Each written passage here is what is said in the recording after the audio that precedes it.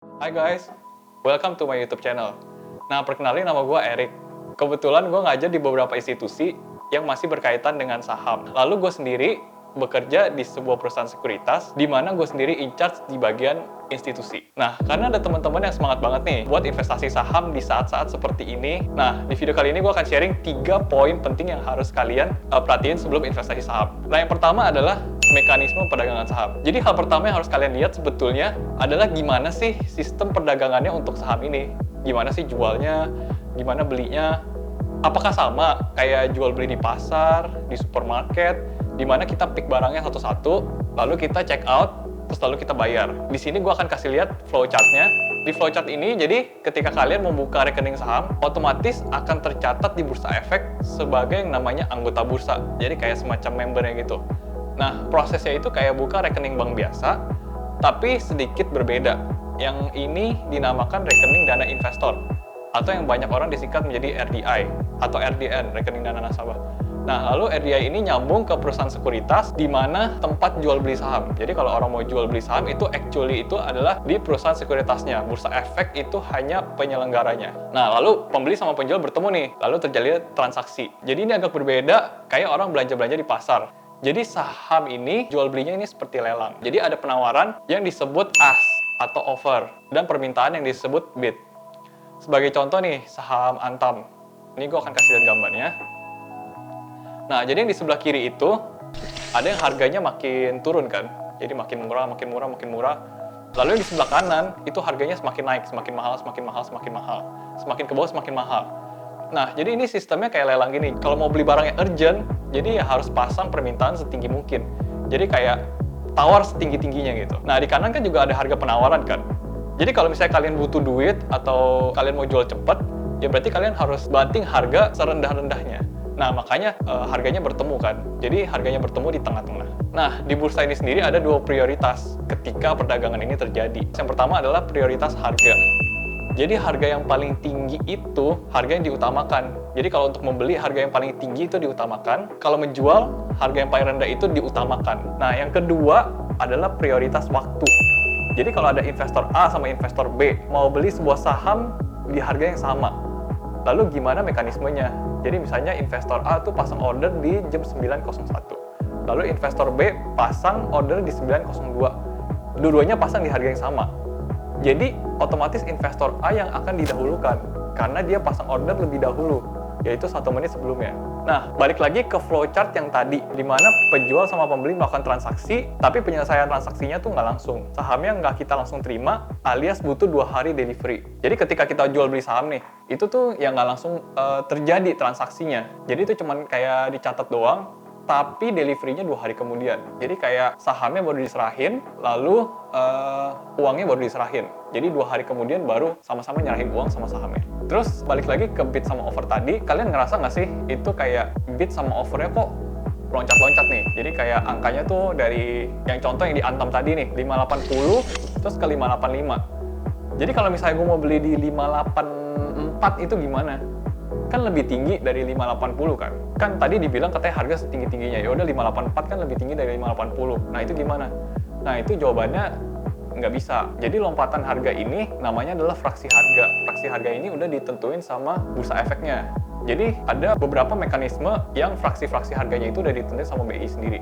Jadi contohnya nih, kayak lelang. Kalau lelang kan biasa misalnya per 1 juta. Misalnya ada orang yang ngebid nih 1 juta, 2 juta, lalu 3 juta, 4 juta, 5 juta. Nggak bisa kan kayak tiba-tiba 1.150.000 gitu. Maksudnya, nah di Bursa Efek sendiri udah ada peraturannya. Untuk fraksi harga sendiri, itu ada tingkatannya. Jadi kalau misalnya harga sahamnya itu di bawah 200, itu lompatnya satu-satu. Jadi sebagai contoh 100, 101, 102. Nah lalu 200 sampai 500, itu loncatnya 22. Jadi 202, 204, 206, dan seterusnya. Lalu 500 sampai 2000, itu loncatnya 55, 2000 sampai 5000 itu loncatnya 10-10, dan di atas 5000 itu loncatnya per 25 perak. Jadi jangan kaget nih, misalnya kalau kalian ada beli saham nih, harganya 180, kan naiknya 1111.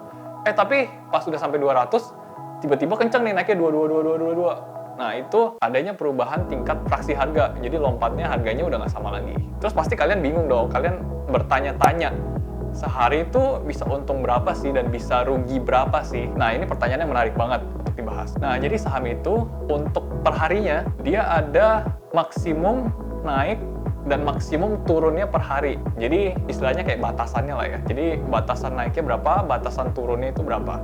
Nah, kalau minimumnya tuh nggak ada. Minimumnya ya tergantung nyamannya masing-masing. Nah, untuk harga saham yang 50 sampai 200, 35% itu maksimum naik. Kalau untuk 200 sampai 5.000, maksimum naiknya itu 25%. Nah, untuk di atas 5.000, itu maksimum naiknya itu makin dikit, 20%. Nah, untuk semua harga ini, maksimum turunnya tuh sama. Jadi maksimum turunnya ketika video ini dibuat, itu 7%. Nah, gimana kalau di bawah 50? Kan tadi mulai aja 50 sampai 200 kan.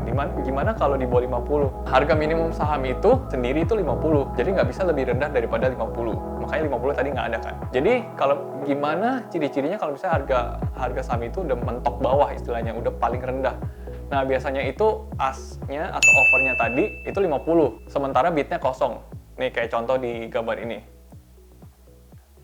Nah, masih di poin pertama, mekanisme transaksi. Sekarang kita mau bahas biayanya nih, berapa sih? Kan kata orang kencing aja bayar, masa beli jual saham nggak bayar? Jadi dari Bursa Efek sendiri, dia ada istilahnya kan mengelola sistem, terus mereka juga ada manpower-nya segala macam kan.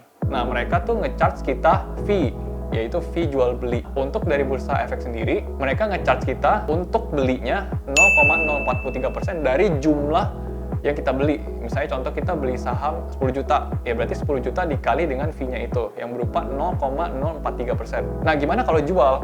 Kalau jual itu juga sama, 0,043% juga. Tapi bedanya, kalau jual itu dikenain pajak final, jadi sebesar 0,1%. Nah, kenapa itu fee jual lebih mahal daripada fee beli? Gara-gara pajak ini. Jadi ketika kita beli, kita tuh nggak bayar pajak, tapi ketika kita jual, kita bayar pajak. Jadi total fee-nya adalah yang dari Bursa Efek 0,143% untuk jual. Tapi kita kan transaksi di sekuritas kan, bukan di Bursa Efek.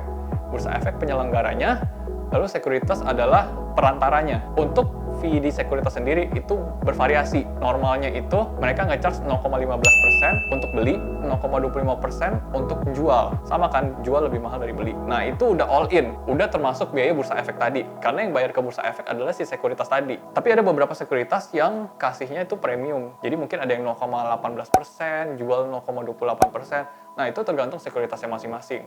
Mungkin sistem mereka tuh lebih bagus, lebih cepat, lalu servisnya lebih bagus, dan maintenance-nya juga lebih bagus. Oke, jadi itu kita sum up poin kita yang pertama tentang mekanisme-mekanisme perdagangan saham.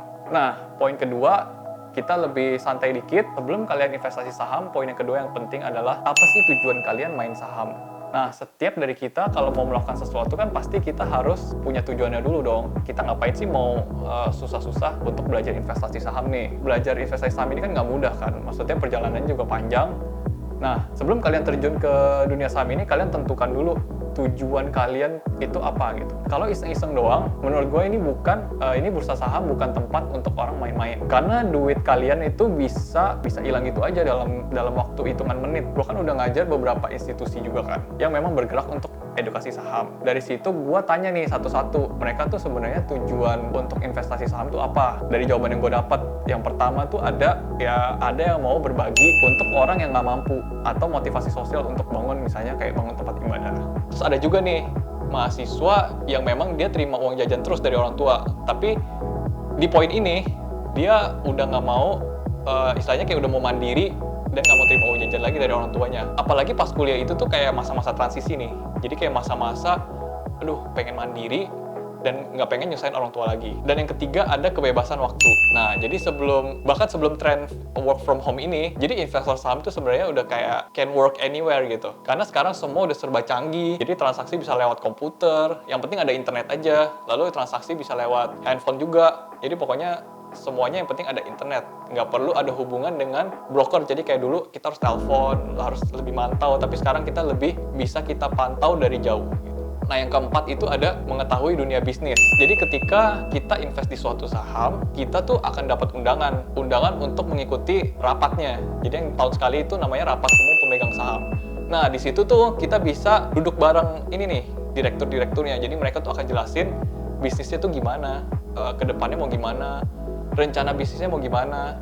Nah, dari situ kita bisa belajar nih. Kalau misalnya kita mau bisnis sendiri nih, nanti ke depannya gimana, kita bisa belajar dari mereka-mereka ini yang udah berpengalaman. Lainnya lagi, kita bisa sekalian cari modal juga. Jadi kalau misalnya kita rencana 2 tahun lagi nih mau bisnis, kita mau cari modal ya di sini tempatnya. Karena ya mau cari modal ya di pasar modal gitu. Nah, yang kelima adalah keinginan di masa depan. Mungkin bagi kalian yang pengen beli rumah, yang pengen beli mobil, pengen beli mobil impian yang udah diimpikan dari kecil, sampai fotonya di print, terus dipajang, di download jadi wallpaper di handphone gitu, sampai nggak bisa tidur mikirin itu. Nah, ini bisa jadi tujuan kalian untuk investasi saham. Bahkan ada yang pengen lanjut studi di luar negeri gitu. Ketika kalian udah tahu tujuan kalian investasi saham, akhirnya kita masuk ke poin 3 nih. Dimana poin 3 ini nggak lain adalah investment plan. Jadi kita udah tahu tujuannya, lalu kita bikin plannya gimana. Nah, gue kasih contoh aja nih. Ilustrasi contoh supaya gampang dimengerti. Nah, ada si mahasiswa nih, namanya Bimo. Nah, dia mahasiswa semester 3, dia baru kelar ujian semester 2 nih. Dan kebetulan dia baru ulang tahun yang ke-20 nih.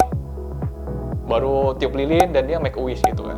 Nah, dia make a wish suatu saat dia bakal bisa untuk studi ke luar negeri. Dia pengen kuliah di Singapura. Berarti dia butuh, sekarang kan dia semester 3, berarti dia butuh 3 tahun lagi kan untuk lulus kan. Nah, dia berencana kuliahnya di NTU Singapura untuk ambil program S2. Nah, jadi udah targetnya dia udah jelas. Jadi sehabis lulus, ya dia mau kerja dulu untuk cari pengalaman, dan hopefully di umur dia yang ke-30, kan sekarang ulang tahun yang ke-20, hopefully di ulang tahun dia yang ke-30, dia bisa memenuhi tujuannya dia, yaitu ambil program 2 tahun di NTU. Nah, ayo kita hitung-hitung dikit. Nah, let's say dia butuh 1,2 M sampai dia lulus untuk ambil program 2 tahun ini. Nah, ini cuman asumsi untuk biaya kuliahnya doang. Jadi, selama dia kecil sampai sekarang, si Bimo ini punya tabungan 10 juta rupiah. Pertanyaannya, kalau si Bimo ini mau mulai investasi saham, berapa yang harus dia targetin? Nah, berapa yang harus dia tabung per bulannya? Nah, gua kasih angka yang realistis dulu. Nah, jadi kita berandai-andai, tapi dengan fakta juga, kita nargetin return 20% setahun buat si Bimo ini. Nah, kenapa gue sebut angka 20% ini? Nah, 20% ini, jadi menurut historical, itu banyak saham yang naik, even dalam 6 bulan itu naik 20% ada, 3 bulan ada, 1 bulan ada. Bahkan ada yang sehari bisa naik 20%. Ya udah, kita targetin, nggak usah muluk-muluk juga, kita targetin yang cukup realistis juga, yaitu setahun naik 20%. Lalu kita hitung-hitung nih. Nah, di sini gue ada ilustrasinya. Jadi, si Bimo ini harus nabung berapa sih untuk mencapai biaya kuliah S2 dia tadi, yang dia sangat inginkan. Nah, karena dia butuh 1,2 M, lalu kita return 20%, lalu kita masukin uang dia sekarang 10 juta, lalu kita dapat hasilnya nih.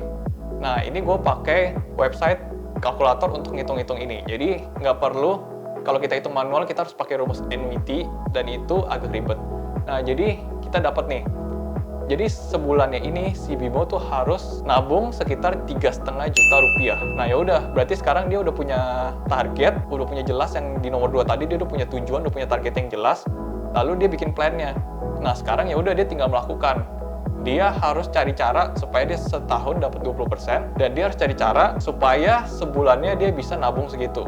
Ya mungkin bisa aja dari uang jajan yang dihemat sekarang, atau misalnya dari tambahan-tambahan, misalnya part-time, mengambil job-job di tempat lain supaya dia bisa mencapai tujuannya itu untuk studi di luar negeri. Nah, itu ilustrasinya yang gue bisa share ke kalian. Nah, jadi itu ketiga poin yang gue bisa share ke kalian di video kali ini. Hopefully, kita bisa belajar sesuatu dari 3 poin yang baru gue share ini.